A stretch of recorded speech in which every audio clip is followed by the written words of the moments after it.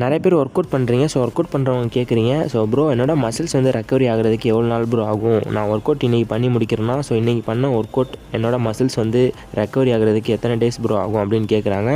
So அதுக்காக தான் இந்த ஒரு வீடியோ. ஸோ உங்களோட மசில்ஸ் ரெக்கவரி ஆகிறதுக்கு நீங்கள் எப்படி ஒர்க் அவுட் பண்ணியிருக்கீங்க அப்படின்றத பொறுத்து உங்களோட மசில்ஸ் வந்து ரெக்கவரி ஆகும்.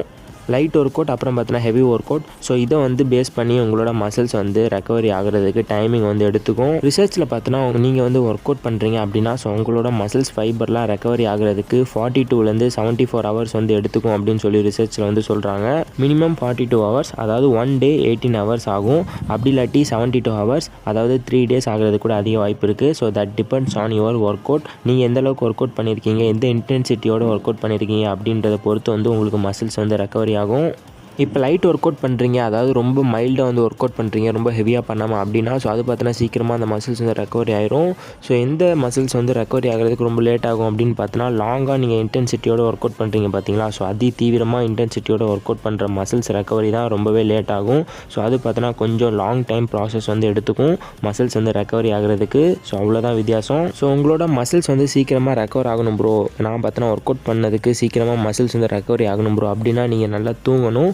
ஸோ எந்த அளவுக்கு உங்கள் பாடிக்கு ரெஸ்ட்டு தரீங்களோ அந்தளவுக்கு உங்கள் மசில்ஸ் வந்து சீக்கிரமாக வந்து ரெக்கவர் ஆகிறதுக்கு அதிக வாய்ப்பு இருக்குதுன்னு சொல்லி ரிசர்ச்சில் சொல்கிறாங்க.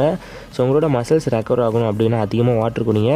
ஸோ வாட்டர் எந்தளவுக்கு குடிக்கிறீங்களோ அந்தளவுக்கு உங்களோட மசில்ஸ் வந்து நல்லா எக்ஸ்பேண்ட் ஆகும். ஸோ சீக்கிரமாக உங்களோட பாடியும் ரெக்கவரி ஆகும். முடிஞ்ச அளவுக்கு அதிகமாக ப்ரோட்டீன் ஃபுட் வந்து இன்டேக் பண்ணுங்கள். ப்ரோட்டீன் ஃபுட் அதிகமாக எடுக்கிறதுனால ஸோ அது பார்த்தீங்கன்னா உங்களுக்கு டேமேஜான மசில்ஸை ரிப்பேர் பண்ணுறதுக்கு இந்த ப்ரோட்டீன் ஃபுட் உதவியாக இருக்கும்.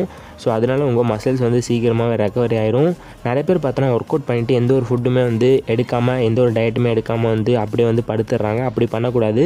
ஸோ ஒர்க் அவுட் பண்ணி முடிச்சதுக்கப்புறம் நல்ல ப்ரோட்டீன் ஃபுட் எடுங்க. ஸோ அது பார்த்தோன்னா உங்களுக்கு டேமேஜான மசில்ஸை ரிப்பேர் பண்ணுறதுக்கு உதவும். ஸோ சீக்கிரமாகவே ரெக்கவரி ஆயிரும்.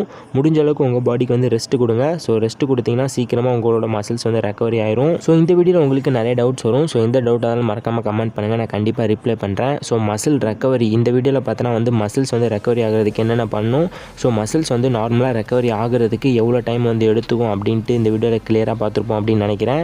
ஸோ மறக்காமல் இது மாதிரி வீடியோஸ் வேணால் மறக்காமல் நம்ம சேனலை சப்ஸ்கிரைப் பண்ணி கூட ஒரு பெல் பட்டன் வரும், அந்த பெல் பட்டனை கிளிக் பண்ணி வச்சு ஆல்ன்ற ஆப்ஷனில் செட் பண்ணிக்கோங்க.